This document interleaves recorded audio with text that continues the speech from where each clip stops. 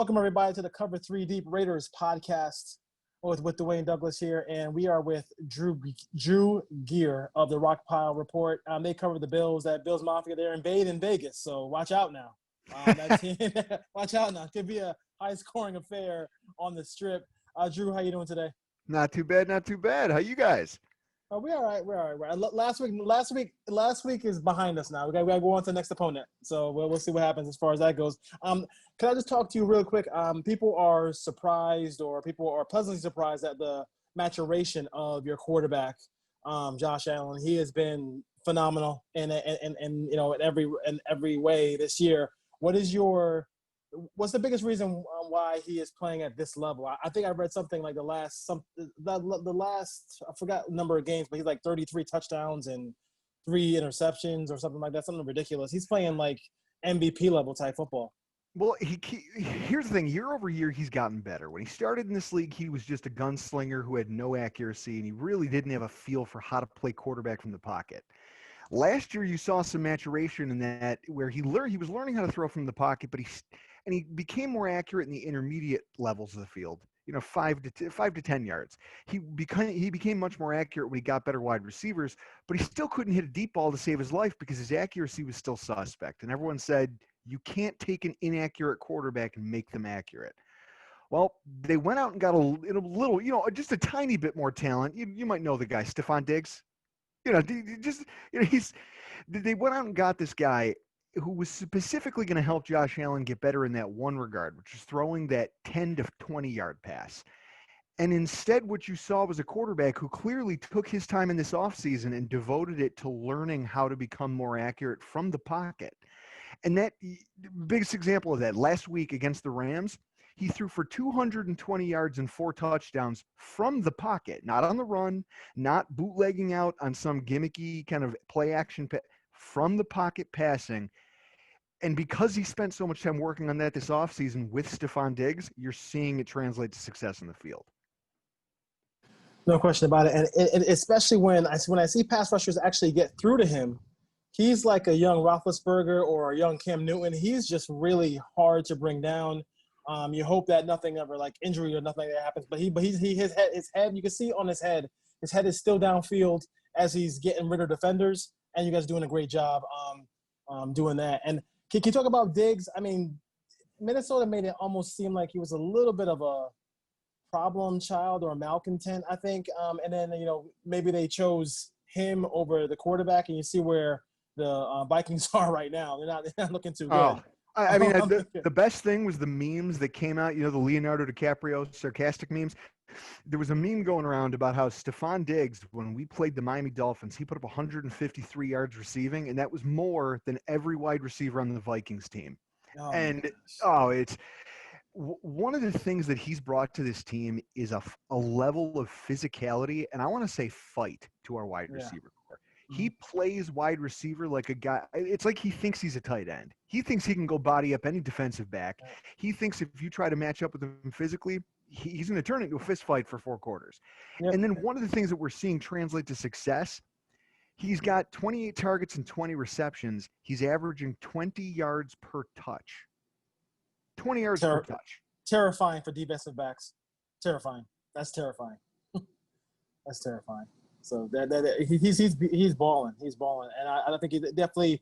I think that you had some good pieces with John Brown, and I also like Cole Beasley did from the Cowboys, and now with your team. But now he just rounds everything out. I mean, he really does makes it a great receiving core. He not only rounds everything out, but I think early in the season you could see Allen figure out who his – last year John Brown was the best wide receiver Allen had ever played with. And it showed up in the stats because at the end of the year, John Brown accounted for 19% of every first down the Buffalo Bills had as a team. Because he just, okay, that's my best player. I'm going to use him religiously. Well, week 1 this season, I think he had 8 catches on 9 targets, Diggs did. 7 of those went for first downs. And you've seen it in these games where when he comes into clutch moments, he's doing a great job distributing the football to all 4 wide receivers, including our rookie Gabe Davis. But when it gets into crunch time, when he knows it's 3rd and 3, 3rd and 4, 3rd and 5, and he needs that first down, Diggs seems to be his go-to target, and so far he hasn't disappointed. He's been phenomenal. Now, the Rams did make a furious comeback in that game, and the Rams are a pretty good football team. I give Sean McVay a lot of credit. He kind of retooled that team, and he wanted to make sure that this team went to the Super Bowl wasn't a fluke. Defensively, are you happy with the performance of the defense? Have they been up and down?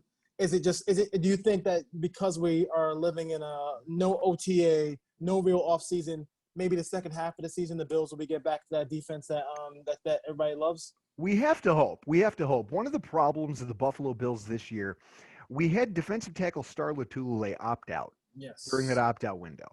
And he's a guy who it's a hot topic amongst Bills fans because people who love the sexy stats, the sacks, the quarterback pressures, things like that, they don't like Star Lotulelei because they say he's just a big guy who stands there and doesn't do anything. Well, they've watched the first month of football here, and they figured out pretty quickly what it was Star Lotulelei. He does, yes. He does. He eats space. He eats bodies. Yeah. And without him, this defensive line has been kind of light in the pants. It's good to have a pass rush. It's good that we've got guys like Mario Addison who can get after the passer, Jerry Hughes, who is actually one of the highest in pass rush win rate. He's higher than Myles Garrett. He's higher than the Bosas. He's higher than J.J. Watt. And yet he doesn't get any sacks because there's nobody else getting pressure but him. So the quarterbacks just run away from Jerry Hughes, and he's not very big. So one of the things that we've seen is that teams have run the ball very effectively on us, which terrifies me about our matchup here because you guys have a horse. I'm an Alabama guy. So watching Josh Jacobs go to your team, I knew he was going to be something special for you. Yeah. But this defensive line has a habit of getting big boyed. And if you have a nasty interior offensive line, it's going to be a long day for those Bills defenders. And it's translating to our pass defense being suspect because now play action passing, the cornerbacks are always in run support, so they sometimes can get caught flat-footed. Yeah. I know everybody watches SEC football. That's like the NFL version in college. Tre'Davious White is tremendous. I love the player. I think it was him who got speared by Gronk that time. I'm not sure why Gronk was not kicked out of – if we're about player safety, that play should have been – he should have been out of the league for a year for that play. That was one of the dirtiest plays. I've never seen anybody talk about that play, but it was the most disgusting play I've ever seen in my life. At a minimum, it's a suspension. Macho Man Randy Savage elbowed a defenseless guy laying on the ground. Yes. And because of the team he plays for and because of who he is and the owner and his profile in the league, he got nothing. Nothing, a fine. Disgusting. And I think the thing is, the reason why the league felt they could get away with not punishing him is because – to his credit, Trey White said, you know what, all right, I'm going to – he got up, no harm, no foul. He played the next week and was a star for us. So because if he had missed time with injury, maybe they'd do something. But doesn't that fly in the face of player safety? Dude, I'll never forget, Drew, I'll never forget when I saw that play the first time, and I was like, only a Patriot could get away with something like that. That was disgusting. But I was at the game and I left. I got up out of my seat and I walked. I was like, guys, I got to leave because the Patriots fans next to me are good. I got to leave. Yeah, seriously. Levi Wallace and the other guys in the secondary, how are they? Because listen, like if you're gonna test White, eventually he's gonna get you. On the other side, you got to have a solid guy there. What are your thoughts about what you guys have at the other corner positions on the Bills? So the rest of our secondary it's interesting because it showed up a lot in that Rams game. You talk about the furious comeback they made. A lot of that was keyed because they started picking on other guys on the team. Our slot corner, Teron Johnson, he's not a big guy. He's feisty. He'll try to come up and play run support, and he'll try to play physical with your wide receivers at the line of scrimmage. But Cooper Kupp, complete mismatch, and they abused him during the Cooper Kupp is good. Then Robert Woods. Solid player, too, Cooper Kupp. And what they kept doing was they kept moving Robert Woods around to almost kind of find where Levi Wallace was on the field. And they would pick on the fact that Levi Wallace is a really good zone corner, but if you ask him to play physically or against a wide receiver who has a bit of a physical game to him, Levi Wallace, he's just not built for it. He gets bullied. Yeah. And so what that does to our safeties is our safeties would love to do nothing more than sit right behind our linebackers and kind of break on underthrown passes, clog up those intermediate lanes because they know they have the athleticism to take away the deep parts of the field.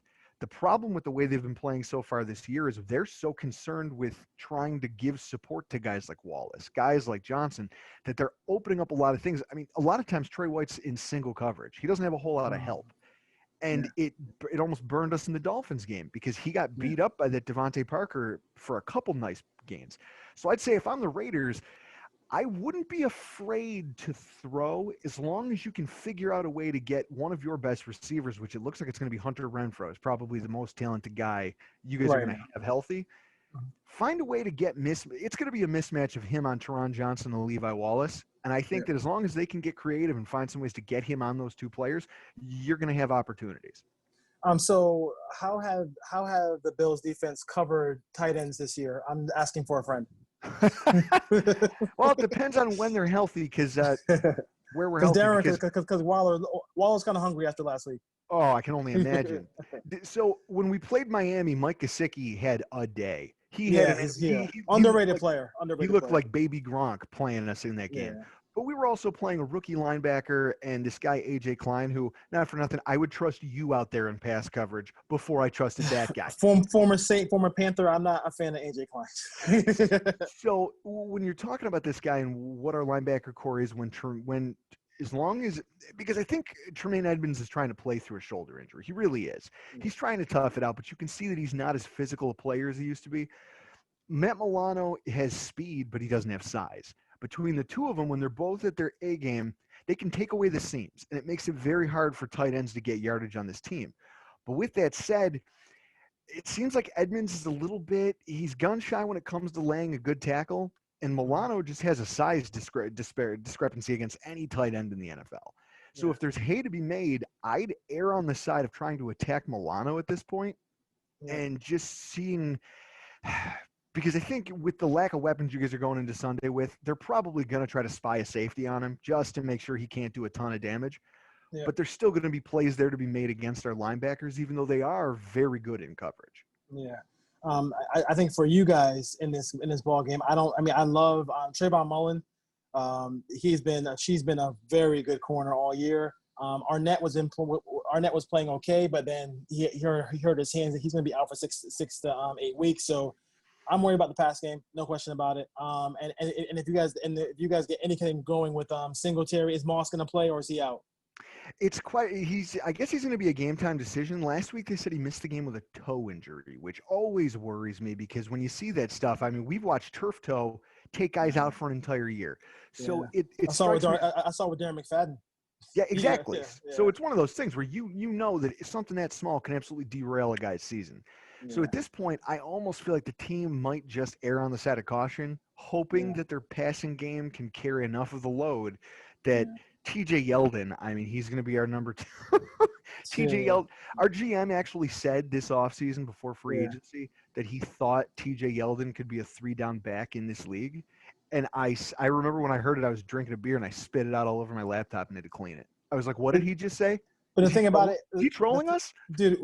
We talk about that all the time on our Raiders podcast. That like these guys get paid because these guys get paid to make football decisions, and they say stuff like that. And I'm like, dude, how could you possibly watch him play on film in Jacksonville and think that? Go ahead.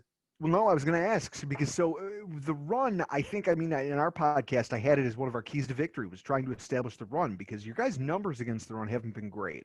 No. But I think a lot of that had to do with Kwiatkowski and the fact that you guys didn't have a true middle linebacker healthy. And he's probably going to play this week.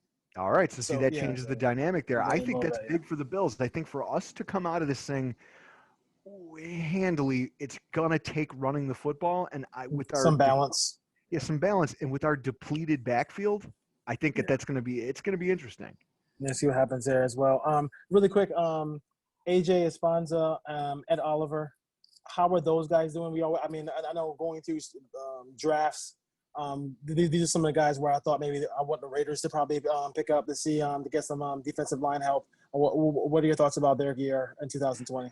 Ed Oliver he's starting really well. I give him a lot of credit. He's come in, he's got a knee injury, so he's day-to-day. So he practiced fully today, but I don't know if they're going to throttle back his snaps just to kind of focus on the idea that, because he's not exactly 100%. But he's been good. He's got a couple sacks to his credit. He's done okay. He's gotten some pressures. I think he's leading the team in quarterback pressures. I think he looks like a more explosive player. He's just not getting home as often as you would like to see. And it's frustrating because the Bills have the most expensive, you wouldn't think about this. The Bills have the most expensive defensive line in the NFL. On defensive line spending, the NFL the Bills are number one, which is crazy because they don't have a Yannick Ngakoue. They don't have Khalil Mack. They don't have a star. So what they're doing is they're relying on this rotation of guys. And we saw AJ Epinesa get in on it a little bit this past week when he came up with a sack. But he's interesting because they didn't play him for the first 2 games. Imagine that. How mad would Raiders fans be if they took a guy in the second round over a star running back like J.K. Dobbins, over some of the wide receiver talent that was out there, and then he doesn't suit up for the first 2 weeks? How would Raiders fans feel about that? We would not be very happy. So so Epinesa is one of these guys who he's not a burner. He's going to play with a little bit of power, but I think one of the things he has struggled with, which everyone I think it's the reason he fell out of the first round, he's finding that power doesn't translate the same when you're not playing against Michigan State anymore. You're playing against guys who get paid to do this for a living. He's finding out that you can't big boy offensive linemen in the NFL the way he did in college. And so now he's trying to win with speed, but he doesn't have a ton of speed. He's a minor factor, if any, in what's going to go on Sunday. And it's frustrating to Bills fans.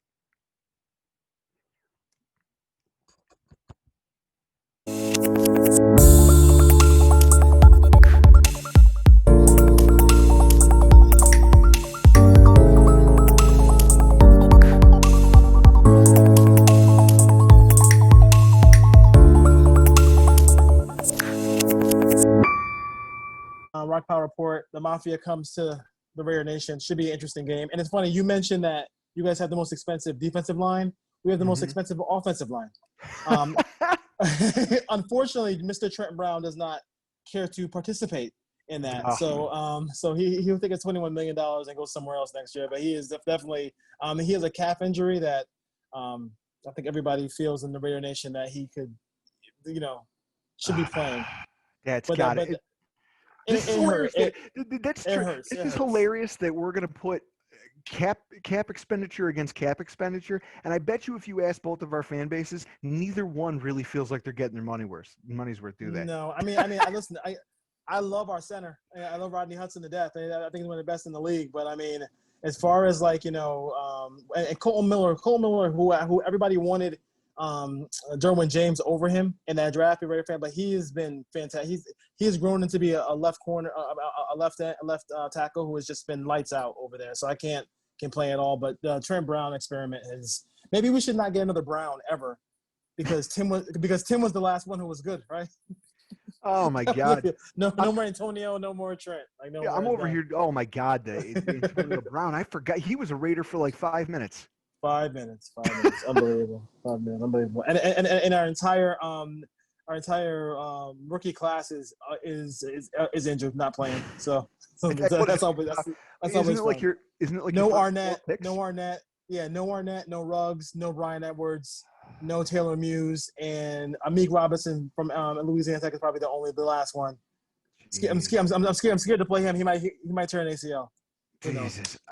But listen.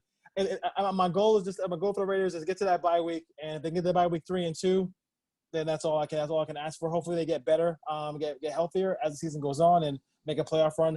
You guys feel pretty good, or you're confident that you're going to beat the Patriots for the division, or do you want to wait until the season and you see it in the standings?